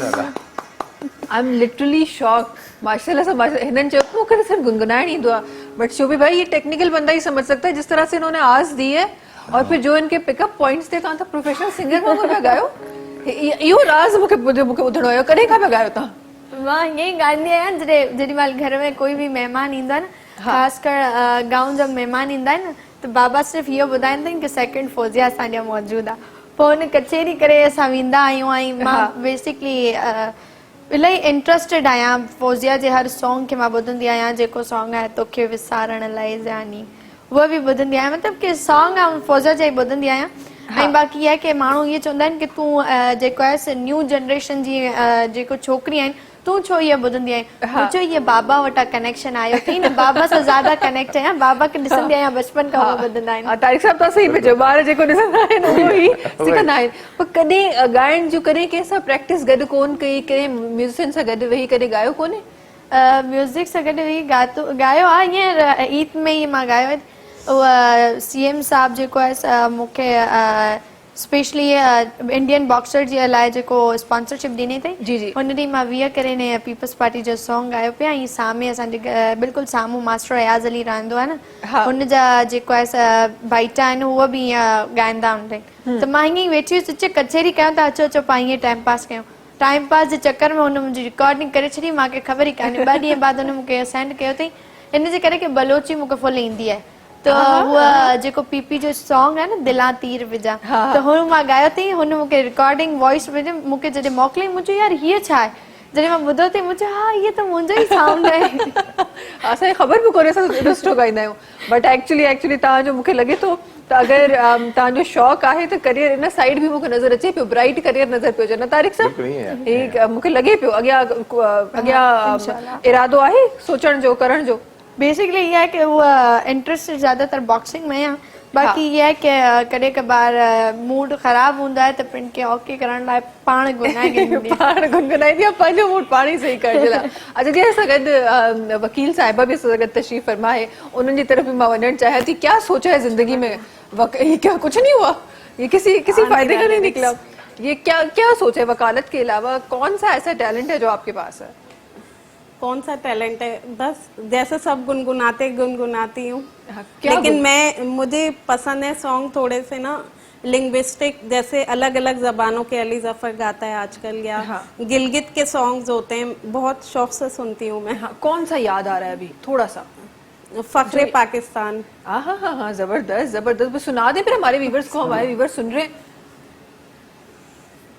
थोड़ा सा ही सुना सकते अच्छा थोड़ा सा ही सुना दे हम उसी में खुश हैं फख्रे पाकिस्तान गिलगित बल्तिस्तान मेरा दिल मेरी जान गिलगित बल्तिस्तान है मेरा पहचान प्यारा पाकिस्तान है मेरी पहचान गिलगित बल्तिस्तान फख्रे पाकिस्तान गिलगित बल्तिस्तान है मेरा पहचान गिलगित बल्तिस्तान फूल खुशबू और नजारे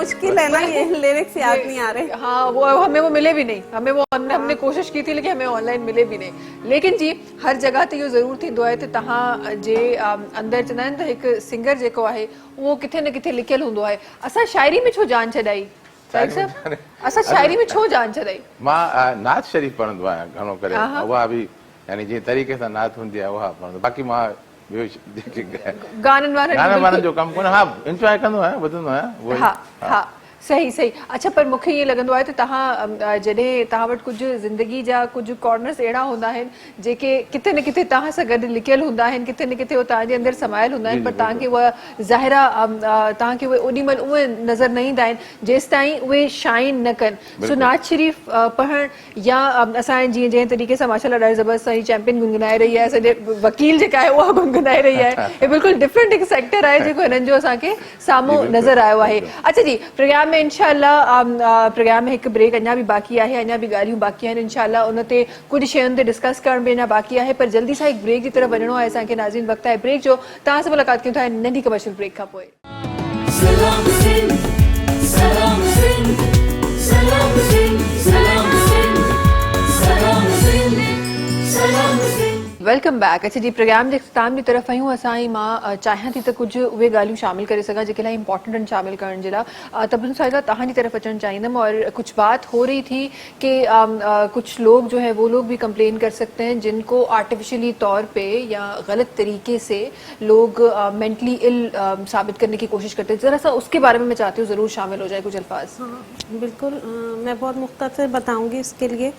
अगर किसी शख्स को पागल कहकर पागल खाने में डलवा दिया जाता है, सिंध मेंटल हेल्थ एक्ट जो है 2013 का, उसके लिए बहुत अच्छी प्रोटेक्शन देता है। वो डिस्चार्ज के लिए एप्लीकेशन लगाता है, डिस्चार्ज फ्रॉम दिस लेबलिंग, कि वो साइकेट्रिक या मेंटल हेल्थ डिसऑर्डर रखता है। जब कोर्ट इंस्पेक्शन के लिए किसी भी साइकेट्रिक फैसिलिटी से इसकी रिपोर्ट मंगवाती है ना, अदालत में वो रिपोर्ट आती है, उसकी बेस पे उसको डिस्चार्ज सर्टिफिकेट मिलता है। सही सही। और जिस भी फैसिलिटी या ट्रीटमेंट सेंटर में वो होता है वहां से उसको रिमूव करवाया जाता है। सही है। अहिड़ो को बि तव्हां सां अमल या तव्हांजे करीब करीब किथे थी रहियो आहे त तव्हां कॉल से हिननि जे कॉल सेंटर ते कॉल करे एक बार दोबारा चाहूंगी हमारे व्यूअर्स के लिए नंबर अगर रिपीट कर दें आप। हाँ, बिल्कुल। आप लोगों को मजीद इस कानून के बारे में या और भी कानून या आपके अपने कोई मसाइल हो जिस पर आपको कानूनी मशवरा दरकार हो तो 0800 70806 पे कॉल करें। 9 to 5 है और हमारे लॉयर्स आपको गाइड करेंगे स्टेप बाय स्टेप। ठीक है जी। अच्छा जी, आलिया सुमरो साहिब, तव्हांजी तरफ़ अचणु चाहींदमि। हिन वक़्तु जेके असांखे नियाणियूं ॾिसी रहियूं आहिनि जेके बॉक्सिंग में अचणु चाहिनि थियूं, उन्हनि जे लाइ छा मैसेज ॾियणु चाहींदा? बेसिकली उन जे लाइ हिकिड़ो इहो मैसेज आहे कि न्याणी खे चार दीवारी में बंदि न कयो, हुन खे बि खुली ने जीअण ॾियो ताकि हू पंहिंजो लोहो मनवाए सघे, माण्हुनि खे इहे पंहिंजो अंदर जो लिखियलु जेको फन आहे उहो शो कराए सघे। त उम्मीद आहे कि हिन शो सां बि घणियूं न्याणियूं जेको आहिनि उहा हिकिड़ी आलिया ॾिसी करे ने इंशाल्लाह 100 आलिया निकिरनि। इंशाल्लाह। ज़बरदस्त ज़बरदस्त। तारिक साहब, तव्हांजी तरफ़ अचणु चाहींदुसि। कुझु IT कोर्सेस जी ॻाल्हि थी रही हुई, जल्दी सां असांजे तमामु उन्हनि माण्हुनि जे लाइ जिन खे रस्तो नाहे ख़बर उन्हनि खे ज़रूरु चाहींदुमि त कुझु कोर्सेस जे बारे में ॿुधायो। अॼुकल्ह जेका ग्राफिक्स जा कोर्स अचनि पिया, जेका तमामु यानी 1 to 3 मंथ्स जा कोर्स आहिनि जंहिंसां आराम सां तव्हां पंहिंजी अर्निंग करे सघो था। लैंग्वेजिस कोर्सेज आहिनि, इवन AI खे अंडरस्टैंड करणु, उनखे यूज़ करण जा बि कोर्स अचनि पिया, त उहे बि माण्हू सिखी करे जल्दी खां जल्दी थोरे अरसे में ऐं कुझु पैसा कमाए सघे थो। ठीकु आहे। त अहिड़े तरीक़े सां घणा नई इहे शॉर्ट कोर्सिस हूंदा आहिनि। हिन में छा हूंदो आहे जो 6 मंथ ताईं जा मैक्सिमम कोर्स हूंदा आहिनि। उन्हनि सां तव्हांखे U don't need a background of programming या अदर थिंग्स, तो तव्हां आराम सां उनखे अचीव करे सघो था। सही सही। अच्छा जी, प्रोग्राम जे इख्तिताम की तरफ़ असां पहुची चुका आहियूं ऐं मां चाहियां थी त असां वटि छो त सिंध जी हिकु सकाफ़त जेका आहे उहा हिन वक़्तु मुंहिंजे हथ में बि आहे। असांजो कल्चर बि हमेशह जॾहिं बि सिंध में केरु खटी ईंदो आहे, केरु असांजे दर ते ईंदो आहे त ज़रूरु असांजी इहा सकाफ़त आहे त ज़रूरु उन्हनि खे अजरक जो तोहफ़ो ॾींदा आहियूं। मुंहिंजे हथ में अजरक आहे ऐं मूंसां गॾु 2 महिमान आहिनि। असां गॾु तारिक साहब तशरीफ़ फरमा आहिनि, तबस्सुम साहिब तशरीफ़ फरमा। तव्हां ॿिन्ही खे मां गुज़ारिश करणु चाहींदमि त असांजी जेका अॼु जी जेका चैंपियन आहे उन्हनि खे असां अजरक पाराए सघूं। आई आप भी तब यहाँ मुझे उर्दू में ट्रांसलेट करना पड़ेगा, बोलने से पहले मुझे पहले उर्दू में ट्रांसलेट करना पड़ेगा। तारिक साहब, तबस्सुम साहिबा, हमारी आज की आज जी चैंपियन आहे Alia Soomro, the boxing champion असां सां गॾु मौजूदु आहे। उन्हनि जे लाइ तोहफ़ो आहे। वॾी महिरबानी तव्हां सभिनी जी असां गॾु हुजण जे लाइ, प्रोग्राम में शामिल थियण जे लाइ। आख़िर में वेंदे वेंदे मैं चाहियां थी त असां सां गॾु शोभी भाई तशरीफ़ फरमा आहिनि। शोभी भाई, आपकी एक बार दोबारा आवाज़ और क्या ही शाहाना अंदाज में अभी आवाज़ जो है वो शामिल होने वाली है शोभी भाई की। शोभी भाई हिचकी तो नहीं आ रही ना? पानी वानी चाहिए? नहीं, हो जाएगा। अच्छा जी, असां वटि सिंध में इहो बि कल्चर आहे त असां जॾहिं केरु खटी ईंदो आहे त असां हिकु नारो ज़रूरु हणंदा आहियूं। कहिड़ो हूंदो आहे शोभी भाई? ॿुधायूं था उहो। इंशाल्लाह मुलाक़ात तव्हां सां सुभाणे थींदी, सुभाणे न बल्कि 2 ॾींहंनि खां पोइ थींदी। वॾी महिरबानी हिकु दफ़ो ॿीहर मुंहिंजे तमामु महिमाननि जी मुलाक़ात कंदासीं तव्हां सां मंडे ते। तेसि ताईं सभिनी खे ॾींदा इजाज़त हिन जशन सां गॾु। अल्लाह हाफ़िज़। जी शोभी भाई। बिल्कुल जमालो। उससे पहले एक खालिक हकीकी का एक शेर, क्योंकि मेरी ये बहन, मेरी छोटी ये बच्ची मुन्नी, इसने इतना बड़ा कारनामा किया है जो हम नहीं कर सकते और हमने नहीं किया। तो बड़ा अच्छा है। ये अल्लन फ़कीर साहब मरहूम का एक बड़ा अच्छा शेर है।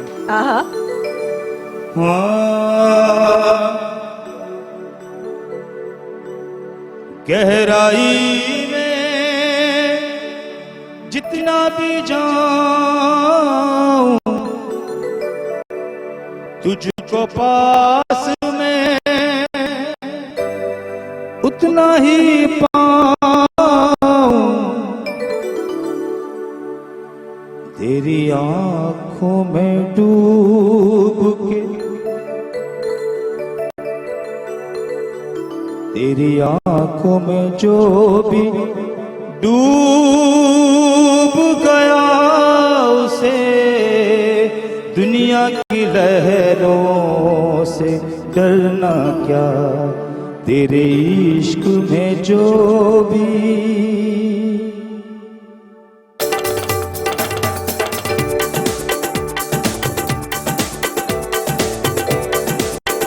तेरे इश्क में जो भी डूब गया उसे दुनिया की लहरों से डरना क्या, तेरे इश्क में जो भी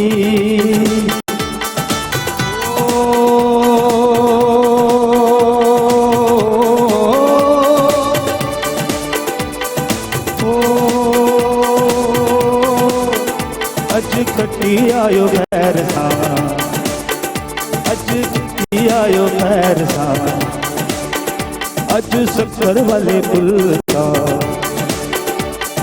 हो जमालो बाबा जमालो, हो जमालो बाबा जमालो, मुझे को खटी आयो खैर सा ओ जमालो, जिको खटी आयो खैर सा जमालो ओ जमालो, ओ जमालो बाबा जमालो, ओ जमालो बाबा जमालो, मुझे को खटी आयो खैर सा ओ जमालो, ओ जमालो बाबा जमालो, ओ जमालो बाबा जमालो। सब्सक्राइब कयो असांजो official YouTube channel Sindh TV HD ऐं वधीक अपडेट लाइ बेल आइकन खे क्लिक करियो।